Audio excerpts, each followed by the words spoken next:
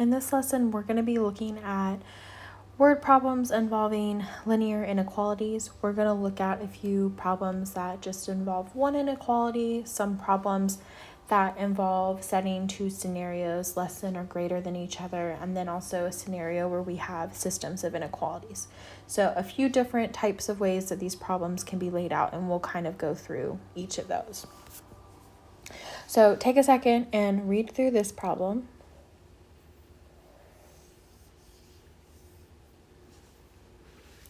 So for this question, there's a few key pieces of information we want to pull out, okay?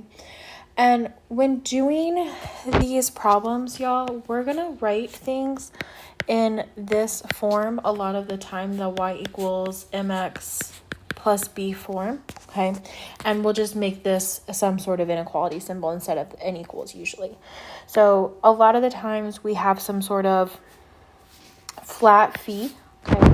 So our y-intercept we can think of as like an initial value, okay? In context of a lot of the problems, it'll be what our like flat phi is, okay? Versus our slope, okay? So this is going to be something that's changing over time or over, with, every mile driven or something like that. So it's some sort of value that's changing as x. Okay, and no matter, depending on what x is, will depend on kind of the context of our slope. So for this problem, okay, notice that initial fee, okay, is going to be that reservation fee. That initial value is going to be that $40, okay? And then this $8 per hour to rent, okay, is going to be the amount that's changing, okay? Because it's $8 for 1 hour, okay? And then it would be $16 for 2 hours, $24 for 3, etc. Okay, so the amount that we're paying to rent is going to change as our number of hours that we're renting increases. Okay, so that's kind of our slope in this scenario. So if I write this out, okay, I'm going to have 8 and I'm going to use x for number of hours, okay, plus b. Okay, so in this scenario, again, remember my b is that reservation fee of $40. Okay, so this models this scenario, okay, again, where x stands for the number of hours we're renting. And this group wants to spend no more than 120 on the rental, okay?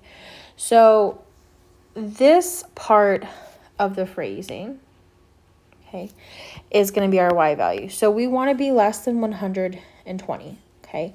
So that means we want...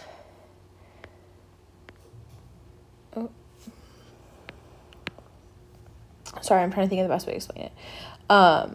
So no more than 120. If we think about, let me draw a number line to start with. Okay. Because this will kind of help us kind of visualize which way we want to draw that inequality symbol. So if we are no more than 120, that means we can't be on this portion of my number line. We have to exist somewhere here. Okay. So that's going to be some values less than 120. Okay. And so a lot of the times, guys, I'll actually write it this way, okay? And I'll put, I need this amount, okay, the amount that I'm going to pay to be less than $120. So that is how a lot of the times I'll kind of work through this, is I think through this kind of in my head with what that no more than 120 means in context, okay? So I don't always write that out, but I will kind of like visualize it in my head of what it looks like and then translate it into an inequality, okay? And now I have something that I can solve, okay? Think back to a few weeks ago when we were solving linear inequalities, okay? To solve for x here, we're going to treat this like we would any equation or inequality. We're going to start by getting x by itself, okay? And to do that, I need to move the 40 to the other side. So I'm going to do that by subtracting 40. So that gives me 8x is less than 80. Okay. And then I'm going to get x by itself by dividing both sides by 8. Okay. When I do that, I get x is less than 10. And again, like when we were doing the applications of linear equations or systems of linear equations, we wrote our answer in context of the problem. We're going to do that same thing here. Okay. So we're going to write a little sentence to explain this answer. So notice the question part right here. What are the possible number of hours the club can rent the room? Okay. So we're going to use that phrasing to help us write our answer in context. So the club can rent, I didn't spell rent right. I did two E's. There we go. Rent the room, okay, for less than 10 hours. Okay. So that is my answer in context. Okay. And you could even add more to that. You could say they can rent the room less than 10 hours to stay under budget, okay, and spend less than $120, something like that. So you could add to that, but that's kind of like the basic of what you need to put for your answer. So that is an example where we're solving for one variable given an inequality. I want you guys to look at this problem, okay, and I want to see what you guys can come up with for the inequality for this one.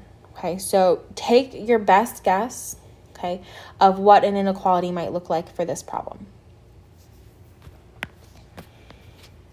Okay, so this is what I came up with. And I used X in the last example. I used T here, okay? So I know that movie tickets cost $9, and I want to know the maximum number of tickets, okay? So for this problem, what's changing, what's increasing is the number of tickets. So that's going to be my variable. The 9 is going to be the value that goes with that variable T. Okay, and then I actually have two kind of values here for that initial value. So I've got popcorn for 6 and a drink for 5. So notice you could write it like I did, where you have the drink and the popcorn kind of written separately, or you could combine this as 9t plus 11 is less than 50. Okay, that's kind of the more standard way that we're used to seeing things written. Okay, but like I said, you could have it written with the two things separated out. Okay, either of these work. And then the last piece was we have 50 to spend. Okay, so if we only have 50 to spend, y'all, that means we can't go above $50. Okay, so whatever we're gonna buy, okay, the number of tickets plus our popcorn and our drink has to be less than $50. Okay, because we don't have more than that. Okay, so that's kind of the maximum value we have. So that's why we have this as our inequality symbol. Okay, and now I can go to solve. So go ahead and take a second to solve this one if you haven't already. See what you can come up with for the price of tickets, or I'm sorry, the number of tickets that we can buy. Okay, so our first step to solve is going to be to subtract 11. That gives us 9t is less than 50 minus 11 is going to give us 39. Okay. From here, we have one step to go. We're going to divide both sides of this inequality by 9. Okay, when I do that, I get t by itself. Okay, now 39 divided by 9 is going to give us a decimal value. And I'm going to go ahead and just give the decimal value and just round it to one place. Okay, so t is less than 4.3. Okay, now if we think about this in context, y'all, can we have 0.3 of a ticket? Okay, we cannot have a third of a movie ticket, right? That doesn't exist in context, okay, in the real world. So the way we're going to write our answer is we're going to say the maximum number of tickets that they can buy is 4. Okay, and that's going to be the sentence I write. Okay, and again, the way you choose to word your sentence might be different from mine. Okay, but that is how I'm going to phrase mine. And again, the decimal's okay here. When we go to write our answer, we're not going to include the decimal. We're just going to look at that whole number. Because again, we can't have part of a ticket. Okay, we can only have 4. Okay, so that is another example. Okay, we're now going to look at an example where we kind of have 2 scenarios, and we're going to compare the 2 scenarios. So I'll give you a chance to read this one.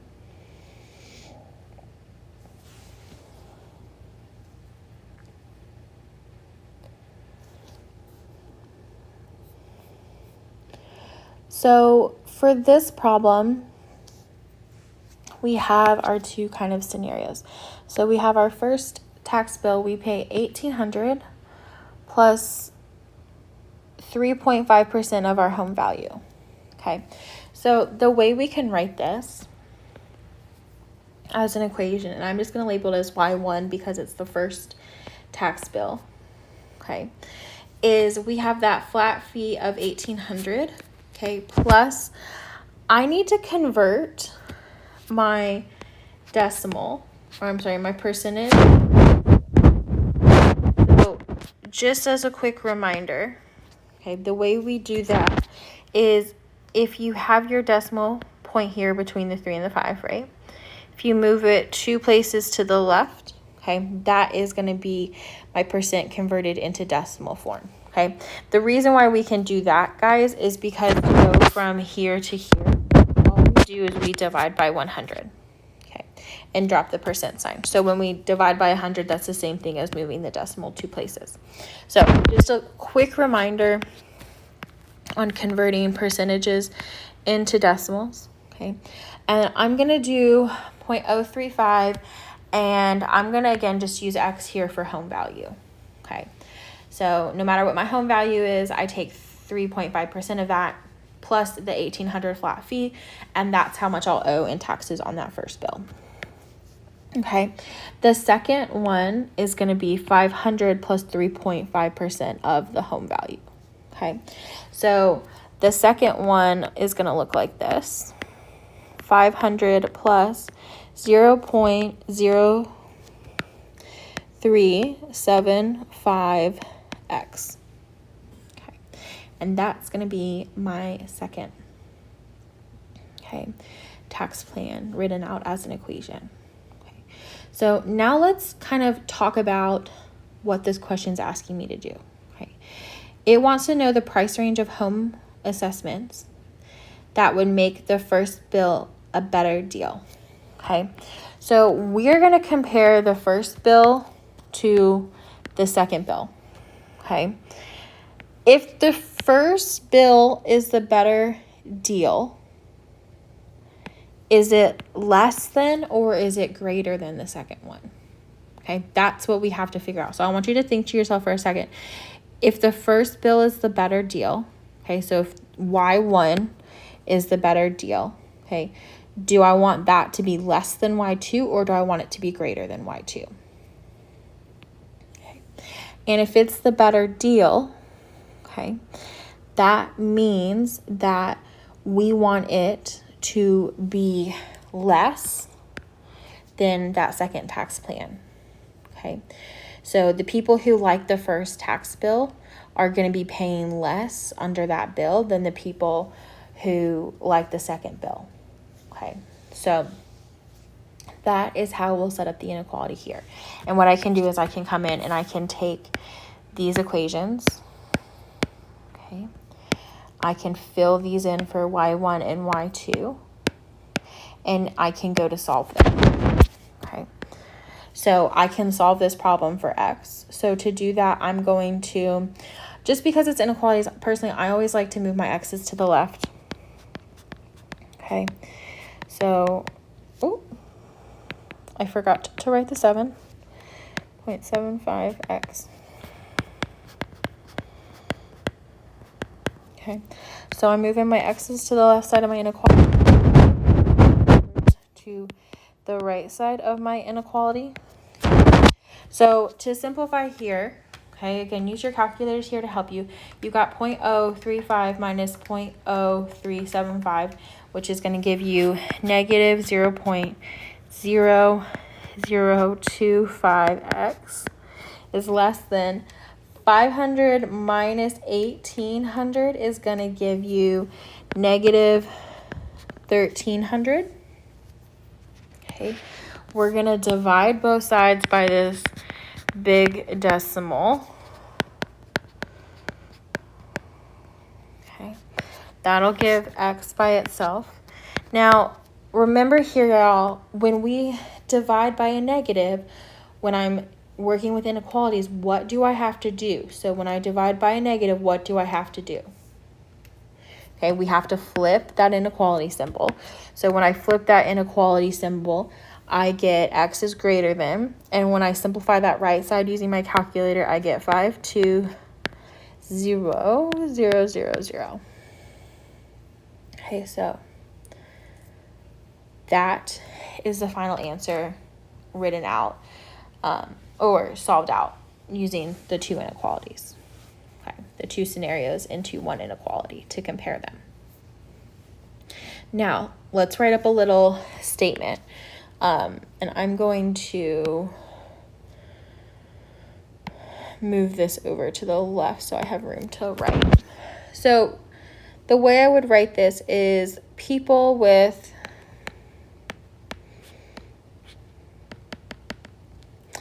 houses valued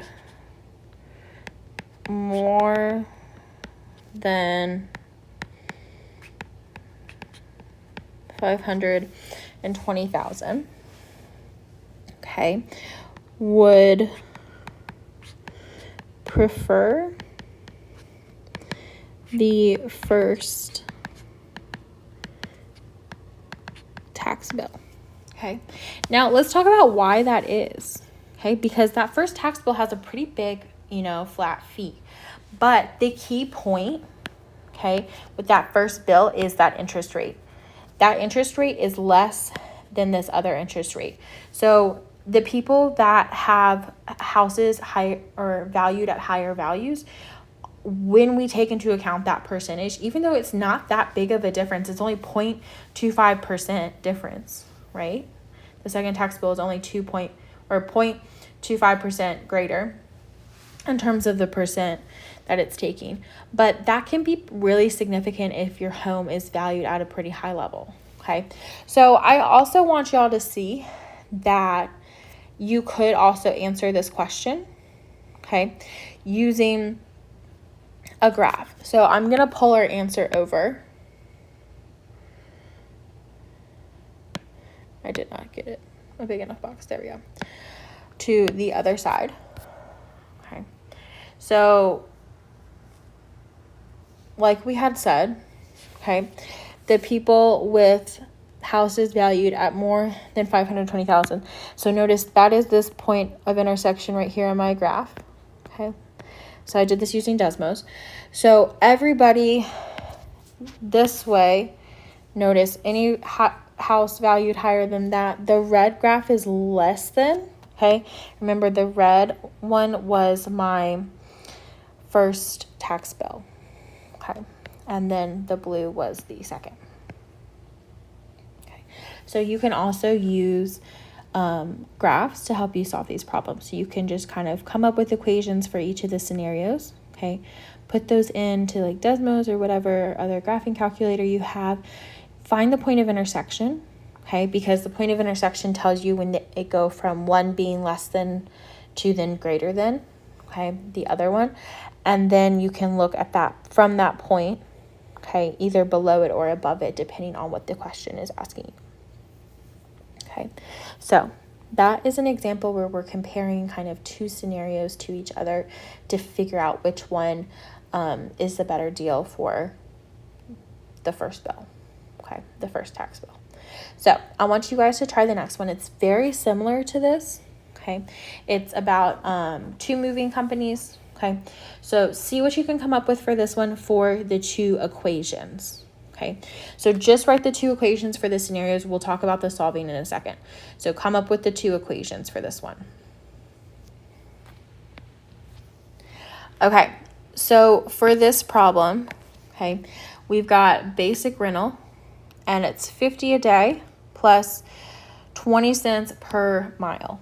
Okay, so that 20 cents is increasing with every mile we drive. So that's kind of my slope that goes with my X value of how many miles I'm driving. And then that flat fee of $50. Okay, our other one is Continental. So it's 20 per day plus 50 cents per mile to rent. Okay, so like initially, if we think about basic rental is going to cost more. Okay, and again, it's going to cost more initially because it has that higher initial value. But over time, it's costing us less per mile. So that could be advantageous at a certain point. Okay, and that's what we're trying to figure out here. So how many miles do we need to drive to make that basic rental cost the better deal? Okay, so think about in words. Okay, explain how you would write that inequality to me. So I want you, again, in words, write out how you could answer this question. Okay, the way we can answer it is we want to know when basic rental is less than the Continental. Because we want to know at what miles, okay, is basic rental the better deal. And again, if it's the better deal, that means it costs less money. Okay, so better deal means it's less than. So that's our inequality in words. So now all I'm going to do is fill in those two parts of my equation for basic rental and Continental, and then I'm going to solve for X. So again, guys, I'm going to move my X to the left because I just like it better when I'm doing inequalities to always move it to the left. You could move it to the right if you want. I had to flip that inequality symbol when I divided by the negative value. I got X is greater than 100. Okay, so that's what I got when I solved the inequality.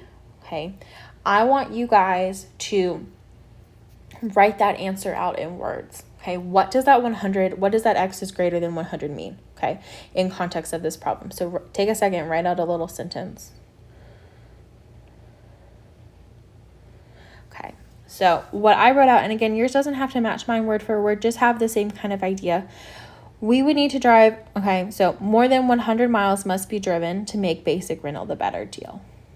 Okay, is what I came up with for my sentence. And y'all just notice this is kind of my cheat because I'm not creative. Miles must be driven to make basic rental the better deal. Notice in my question. Miles must be driven, I skipped the in a day, to make basic rental the better deal. Okay, so I just took those keywords from my question and use those to make my sentence. Okay, the biggest piece of these problems when you write the answers is you have to have some sort of like more than, less than, greater than, no more than, some sort of statement like that to represent the inequality symbol in your answer. Okay, so just make sure you have some sort of statement that implies more than, less than. Okay, so that's kind of how I like to write mine out.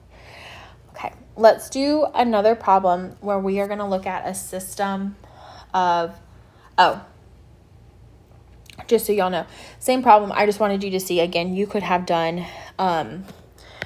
the graph here by looking at it. So you find that point of intersection, notice it's at 100, and then you're looking for where in my green graph, my basic rental line is less than my Continental. Okay, so it would be everywhere greater than 100. Okay, so just another example that you can look at the graph on this one. Okay, now we're going to do a system of inequalities. Okay, so take a second, read this one, and I want you guys to take a guess at what you think this system might be.